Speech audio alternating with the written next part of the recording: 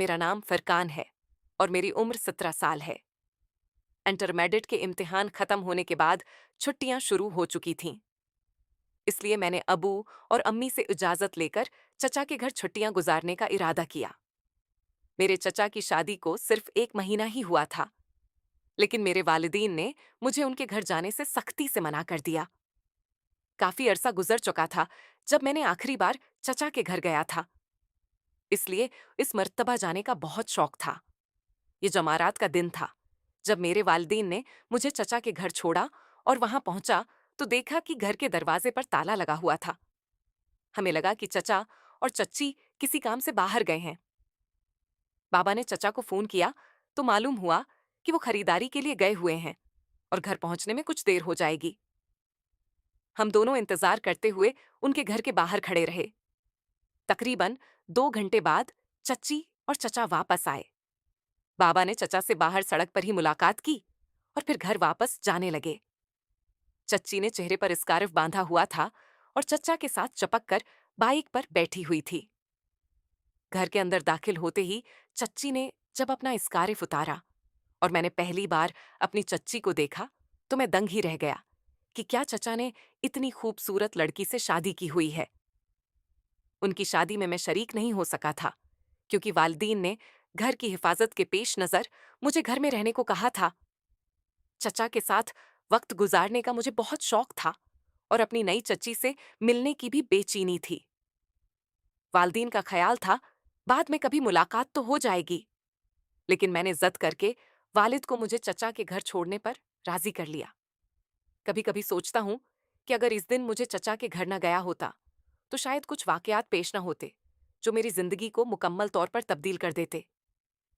मैं ठटकी बांधे चच्ची को देखकर अपने चचा की किस्मत पर रश्क कर रहा था कि चच्ची कितनी दिलकश और हुसैन लड़की है।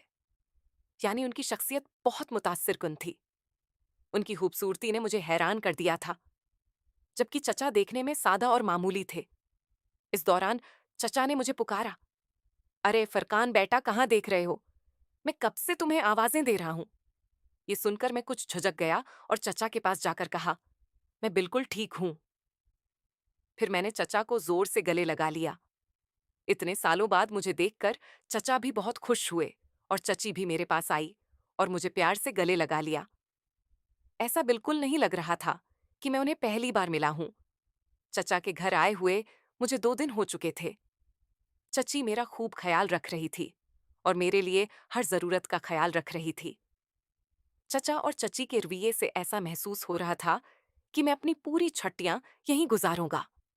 लेकिन मुझे जरा भी अंदाजा नहीं था कि मेरा ये फैसला आगे चलकर मेरी जिंदगी में ऐसा मोड़ लाएगा जो सब कुछ तब्दील करके रख देगा। तीसरे दिन सुबह जब मैं सोकर उठा तो 8 बज चुके थे। मैं अपने कमरे से बाहर आया तो देखा कि चचा अपना बैग पैक कर रहे हैं। मैं उन्हें बैग पैक करते हुए देखकर मैंने पूछा, आप इतनी सुबह बैग पैक करके कहाँ जा रहे हैं? इस पर चचा ने कहा, मुझे ईज के काम से 2 माह के लिए बीरवन मल्क जाना पड़ रहा है। ये सुनकर मैंने हैरत से कहा, चचा, मुझे यहाँ आए हुए सिर्फ 2 दिन हुए हैं और आप इतनी जल्दी कहाँ जा रहे हैं? और मैं आपको कहीं नहीं जाने दूंगा। चचा ने मुस्कुराते हुए जवाब दिया, फरकान, ये मेरे लिए बहुत ही बड़ा मौका है। अगर मैं उसे खो देता हूं तो मुझसे बड़ा बेवकूफ कोई नहीं होगा, क्योंकि इस प्रोजेक्ट का तजर्बा मुझे आगे एक अच्छी पोस्ट दिलवा सकता है। चचा की बातों की संजीदगी को देखते हुए मैं खामोश हो गया और उनसे कहा, ठीक है, आज शाम को मैं पापा को बुला लेता हूँ और अपने घर वापस चला जाता हूँ, क्योंकि अगर आप यहाँ नहीं होंगे तो मेरे यहाँ रखने का भी कोई फायदा नहीं होगा। ये सुनकर चचा ने मुझे रोककर कहा, फिरकान, मैं यहाँ नहीं हूँगा, लेकिन तुम्हारी चच्ची का ख्याल रखना तुम्हारी जिम्मेदारी है। जब तक मैं वापस नहीं आता, उसे किसी भी जरूरत हो या कोई परेशानी हो, तुम्हें उसकी मदद करनी है। और एक बात याद रखना, तुम्हारी चच्ची को अंधेरे से बहुत डर लगता है, इसलिए अगर उसे किसी वक्त भी मदद की जरूरत हो, चाहे वो कुछ भी हो, तुम्हें बल्ला झझक उसका साथ देना होगा। मैं इस वक्त कुछ अल्फाज का मतलब पूरी तरह नहीं समझा था, लेकिन आगे चलकर चच्ची ने उस लफ्ज का मतलब जो मुझे समझा दिया था, वो मैं कभी सोच भी नहीं सकता था। उस वक्त मुझे चच्ची के अंधेरे के डर के बारे में सुनकर थोड़ी हैरत भी हुई कि शादी शुदा होने के बावजूद भी भला चच्ची को अंधेरे से इतना डर कैसे लग सकता है। खैर मैंने चचा से कहा कि ठीक है। फिर मैं चचा को इनके कपड़े समेटने में मदद की और उन्हें एयरपोर्ट के लिए गाड़ी तक पहुंचाया। उन्हें अलविदा कहकर मैं अपनी चची के घर वापस आया। अब घर में सिर्फ मैं और चची ही थे। मुझे चचा के साथ बहुत मजा करना था, उनके साथ पूरे शहर में घूमना था। इस तरह मैंने अपनी छुट्टियां गुजारने का प्लान बनाया था। लेकिन चचा ने तो उस पर पानी ही फेर दिया। मेरा सोचना कितना सही था और कितना गलत, क्योंकि चचा के साथ जिन तजर्बात का मुझे इंतजार था, इनसे भी ज्यादा खास तजर्बात चची के साथ होने वाले थे। जिस दिन चचा गए उस रात में अपने कमरे में मोबाइल पर गेम खेल रहा था। खेलते खेलते मैं बोर हो गया तो सोचा टीवी देख लूं, और हाल में आकर बैठ गया। टीवी देखते हुए कुछ वक्त बाद मेरे पास मेरी चच्ची आई और बोली, फरकान मैं बहुत बोर हो रही हूं। ये सुनकर मैंने कहा, लगता है कि चचा के जाने के बाद आपका दिल घर में नहीं लग रहा। मैंने एक सही बात पकड़ी थी। तभी चची ने मुझसे कहा, चलो थोड़ी देर बाहर घूमते हैं। ऐसे कहकर मुझे चच्ची ने बाइक की चाबी पकड़ा दी और फिर मुझे आइसक्रीम खाने के लिए बाहर ले गई। हम घर से बाहर निकले। बाइक पर चच्ची मेरे पीछे बैठी। इस वक्त अनजाने में चच्ची का हाथ मेरी कमर से टकरा गया। ये देखकर मैं थोड़ा सा झिझक गया, इसलिए चच्ची ने फौरन अपना हाथ पीछे खींच लिया। लेकिन अगले ही पल चच्ची ने अपना हाथ मेरी कमर पर फिर से रख दिया। उनके इस तरह के रवैये का मतलब मुझे समझ नहीं आया। आइसक्रीम खाकर हम घर वापस आए। जैसे ही चच्ची ने घर का दरवाजा बंद किया, हम अंदर आए। अचानक घर की सारी लाइटें बंद हो गईं। अचानक लाइट जाने पर चारों तरफ घना अंधेरा छा गया। मैं चच्ची के पीछे ही खड़ा था। तभी चच्ची ने पलटकर मुझे जोर से पकड़ लिया। इस वक्त चच्ची का जो लम्स मुझे महसूस हुआ, मुझे एकदम से बेचैन कर दिया। मैं उन्हें जवान हो रहा था और कभी किसी औरत को ऐसा लम्स महसूस नहीं किया था। मुझे समझ नहीं आ रहा था कि क्या करूं, तो मैं वैसे ही खड़ा रहा। इस वक्त मेरे दिमाग में जो ख्यालात आ रहे थे वो बिल्कुल मुख्तलिफ थे। चची तकरीबन 5 मिनट तक मुझे ऐसे ही पकड़े रही और फिर अचानक रोशनी आ गई। जैसे ही रोशनी आई, चची भी होश में आई और फौरन मुझसे दूर हो गई। मुझे माफ करना, ऐसा कहकर वो शर्माते हुए अपने कमरे में चली गई। वहां क्या हो रहा था? अचानक मेरे साथ जो ऐसा हुआ, मैं पूरी तरह हैरान था। मुझे समझ नहीं आ रहा था कि मैं क्या करूं। कुछ देर बाद मुझे चचा की वो बात याद आई जो उन्होंने मुझे घर से जाने से पहले कही थी कि चच्ची को अंधेरे से बहुत डर लगता है और मेरी जिम्मेदारी है कि मैं उसका ख्याल रखूं। अब मुझे समझ आ गया कि चच्ची ने अंधेरे का बहाना बनाकर मुझे गले लगाया था। इस रात में जब अपने कमरे में जाकर सो गया, लेकिन बस्तर पर लेटे हुए चच्ची बार बार मेरी आंखों के सामने ही आई है। चच्ची काफी मॉडर्न थी और ऐसे कपड़े पहनती थी जो मैंने कभी नहीं देखे। मगर चच्ची बहुत हुसीन थी। वो ये कपड़े पहनकर और भी प्यारी लगती थी। शायद वो इसीलिए ऐसे कपड़े पहनती थी। मगर जब भी मैं उनकी तरफ देखता तो मैं शर्मा सा जाता, और वैसे भी मैं एक छोटे से गांव का लड़का था, इसलिए उनके तौर तरीके मेरे लिए बहुत ही खास लग रहे थे। अगले दिन सुबह जब मैं नींद से बीदार हुआ तो देखा चच्ची किचन में चाय बना रही थी। चच्ची की तरफ देखना मुझे थोड़ा अजीब सा लग रहा था। चच्ची भी मुझे चपके चपके देख रही थी। हम दोनों एक दूसरे को देखकर शर्मा रहे थे। जब मैं पानी पीने के लिए किचन की तरफ गया था, फिर मैंने जोर से गले लगाया। मैं थोड़ा चौंक गया क्योंकि कल की बात अब तक मेरे दिमाग से नहीं गई थी। चची फिर से हंसकर बोली, अरे फरकान, इसमें शर्माने की क्या बात है? मुझे पता है ये सब तुम्हारे लिए नया है, लेकिन कल रात में वाकई ही बहुत डर गई थी। अगर तुम्हें बुरा लगा हो तो मुझे माफ कर देना। फिर हंसकर बोली, और हाँ, आज जो गले लगाया वो तो मैं मजाक किया है। तुम मेरे लिए बहुत छोटे हो और मैं तुम्हारी चच्ची हूं, इसलिए मुझे तुमसे मजाक करने का पूरा हक है और मैं ये हक लेकर रहूंगी। चची के इस अंदाज पर मैं भी मुस्कुरा दिया। उन्होंने फिर से मजाक में मुझे गले लगा लिया, लेकिन उनकी इस तरह की हरकत से मेरे दिल में मुख्तलिफ जज्बात पैदा होने लगे। मुझे भी ये महसूस होने लगा था कि मैं अब बड़ा हो रहा हूँ। शायद चची को कोई अंदाजा नहीं था कि ऐसी चीज भी हो सकती है। एक दिन शाम को मुझे समोसे खाने की बहुत ख्वाहिश हुई। समोसा बनाने के बाद मैंने चच्ची के कहने का सोचा और उनके कमरे की तरफ गया। चच्ची का कमरा थोड़ा सा खुला था। मैं बगैर इजाजत उनके कमरे में चला गया। वो इस वक्त बस्तर पर बैठकर अपने मोबाइल में कुछ देख रही थी। उनके बैठने का अंदाज ऐसा था कि देखकर मुझे ही शर्मिंदगी महसूस होने लगी। फिर मैंने वहां से खड़े होकर चची को आहिस्ता से आवाज दी, लेकिन वो सुन नहीं पाई। वो मोबाइल में ऐसी चीज देख रही थी कि इन्हें मेरी आवाज तक नहीं आई। हिम्मत करके मैं आहिस्ता आहिस्ता उनके पास जाने लगा।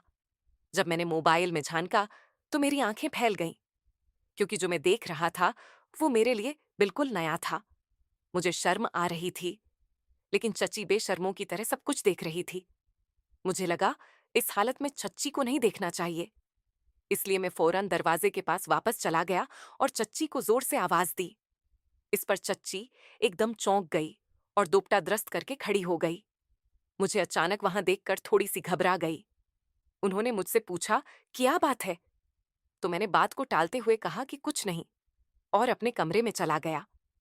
अपने कमरे की तरफ जाते हुए मुझे बार बार चच्ची का वही रूप नजर आ रहा था जो मैंने कुछ देर पहले देखा था।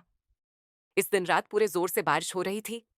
अचानक लाइट चली गई और चची ने डर के मारे मुझे जोर से आवाजें लगाना शुरू कर दी।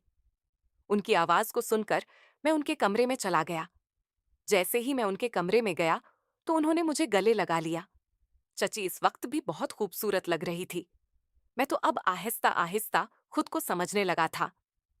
तभी चची ने कहा, फरकान, जब तक रोशनी नहीं आती मेरे कमरे में रह सकते हो, क्योंकि मुझे अंधेरे से बहुत डर लगता है। ये सुनकर मैं मुस्कुराने लगा। मैंने कहा, चच्ची तुम तो इतनी बड़ी हो, फिर क्यों अंधेरे से डरती हो?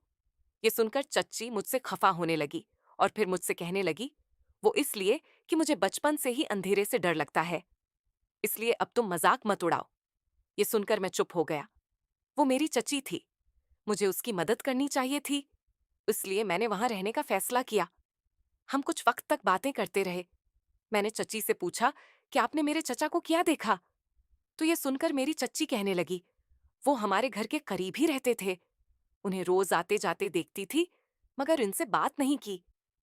ये सुनकर मैंने चच्ची से पूछा, अच्छा फिर मुलाकात कब हुई?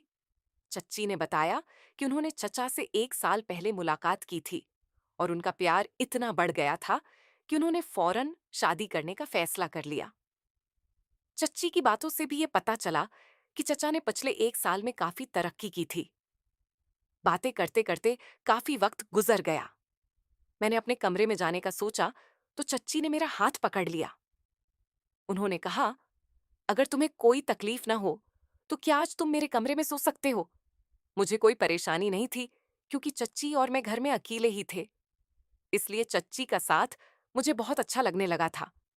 मैं चाहता था कि मैं हमेशा अपने कमरे चचा के घर ही रहूं, मगर यह भी सच था कि मुझे जल्द अपने घर वापस जाना था। इसलिए मैंने सोचा मुझे ये वक्त एंजॉय कर लेना चाहिए। इस रात भी मुसलसल बूंदाबांदी हो रही थी। रात को कोई रोशनी नहीं थी और मैं नींद में था।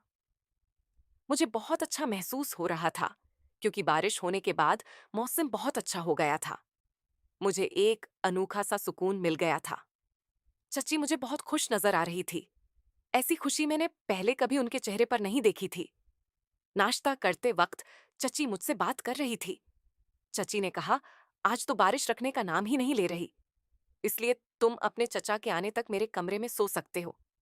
जैसा कि चचा भी जाते वक्त मुझे के गए थे कि अगर तुम्हें किसी चीज में मदद चाहिए हो तो बिला झिझक बताना।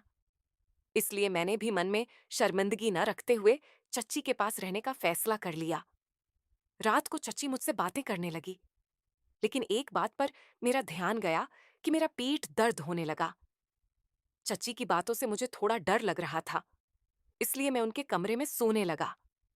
हालांकि चच्ची उसका फायदा उठाने में लगी थी। ये मुझे समझ नहीं आ रहा था। मैं सोच रहा था, चच्ची को मुझसे क्या चाहिए? रात को बातें करते करते चच्ची मेरे लिए गरम गरम दूध ले आई। मैंने चच्ची से कहा, मुझे दूध नहीं पीना, मैंने अभी तो खाना खाया है। मगर चच्ची मुझे कहने लगी, तुम पढ़ाई कर रहे हो, तुम्हें ताकत की जरूरत है, उसलिए फौरन ये दूध पी लो। लेकिन मैं दूध नहीं पीना चाहता था, क्योंकि रोज रात को चच्ची मुझे दूध का गिलास पिला देती थी और उसके बाद मुझ पर बेहोशी तारी हो जाती थी, जबकि मैं अभी चच्ची से बातें करना चाहता था। मगर मुझे चच्ची की बात मानकर वो दूध का गिलास खाली करना पड़ा। फिर रात को वो दूध पीने के बाद बातें करते हुए मुझे कब नींद आ गई, मुझे पता ही नहीं चला। मुझे ऐसा लग रहा था कि चच्ची की खूबसूरती मेरे दिल व दिमाग में बसने लगी थी। लेकिन मुझे एक अजीब सी बात का एहसास हुआ कि चचा के बाहर जाने के बाद उन्हें मुसलसल फोन आ रहे थे। अचानक मेरा पेट दर्द फिर से बढ़ने लगा। जैसे ही मैंने अपने वालिद को कॉल की, मैं घर आने वाला हूं, ये सुनकर चच्ची मुझ पर चढ़ गई कि क्या तुम्हारे चचा ने तुम्हें नहीं बताया था कि वो तुझे अपनी चच्ची का ख्याल रखना है, तुम अभी नहीं जा सकते। चच्ची की बातें मुझे कुछ समझ नहीं आए, कौन सा रिश्ता और कौन सा ख्याल। जब मैंने उसके बारे में पूछा तो उन्होंने कहा, मुझे नहीं पता, लेकिन तुम मुझे छोड़कर नहीं जा सकते। चच्ची ने मुझसे घर न जाने की जद पकड़ ली थी, लेकिन मेरा पेट दर्द कुछ कम न होने का नाम ही नहीं ले रहा था। लेकिन मैं ये बात चच्ची को बताने में हचकचाहट महसूस कर रहा था। रोज मेरा पेट दर्द और मेरी कमजोरी बढ़ती ही जा रही थी। चच्ची तो रोज किसी तरह मेरे जरिए खुश रहने का बहाना ढूंढ ही रही थी। सुकून तो मुझे बेअंतहा मिलता था। ला यकुन मुझे यह समझ नहीं आ रहा था कि आखिर मेरे साथ हो क्या रहा है, क्योंकि ऐसा तजर्बा मुझे पहली बार हो रहा था। चचा को गए हुए अब तकरीबन एक हफ्ता हो गया था। शाम को 8 बजे घर की घंटी बजी, जिससे मेरा दिल डर गया। मैंने अपने कमरे में देखा तो चच्ची वहां बेफिक्र होकर सो रही थी, जबकि घंटी मुसलसल बज रही थी। इसी वजह से चच्ची की आंख खुल गई और फिर वही खुद दरवाजा खोलने गई, और दरवाजा खोलते ही सामने पुलिस खड़ी थी। पुलिस देखकर चची घबरा गई। पुलिस ने चची के हाथ में हथकड़ी लगाकर कहा, आपको हमारे साथ चलना होगा। ये सुनकर मैं चौंक गया। मुझे समझ नहीं आ रही थी कि ये सब क्या चल रहा है। मुझे कुछ समझ में नहीं आ रहा था। तब मेरे पीछे पापा चचा जी को लेकर आए। चचा जी के हाथ में भी हथकड़ी थी। उन्हें देखकर मैंने कहा, चचा अब तो काम के सिलसिले में 2 माह पहले बाहर गए थे। तब मैंने पापा से पूछा, ये सब क्या हो रहा है। पापा ने बताया, जब मैं तुम्हें यहाँ छोड़ने आया था, मैं पुलिस स्टेशन गया तो वहां मुझे एक लड़की के बारे में मालूमात मिली थी, जिसके बारे में मेरे साथी तलाश कर रहे थे। मैंने उसे पहचाना नहीं, लेकिन जब मैंने सोशल मीडिया पर तुम्हारी चच्ची की फोटो देखी तो मुझे पता चला कि तुम्हारे चचा ने नाम और शनाख्त तब्दील करके तुम्हारी चच्ची से शादी कर ली है। चच्ची जी का फोन काटने के बाद पापा को यह चौंका देने वाली मालूमात मिली। चचा और चच्ची लोगों को फंसाकर गलत काम कर रहे थे। तब मुझे समझ आ गया कि मेरे पेट में दर्द क्यों हो रहा था। चच्ची ने मुझे नशा वाला दूध पिलाया था। चच्ची ने तो रिश्ते की भी परवाह नहीं की थी। वो किसी वेबसाइट पर वीडियो की अपलोड करती थी, जिससे उन्हें अच्छी खासी कमाई होती थी। इसलिए जल्दी पैसे कमाने के चक्कर में चची और चचा अंधे हो गए थे। अब सब कुछ समझ आ गया था कि चचा ने 1 साल में शहर में इतनी तरक्की कैसे की। मैं तो चचा जी के प्यार में उनके घर छुट्टियां गुजारने गया था, लेकिन उन्होंने चच्ची के साथ मुझे भी बर्बाद कर दिया। मेरा मकदर अच्छा था कि बाबा ने मुझे इस मामले की तहकीक की और मुझे मजीद बर्बाद होने से बचा लिया।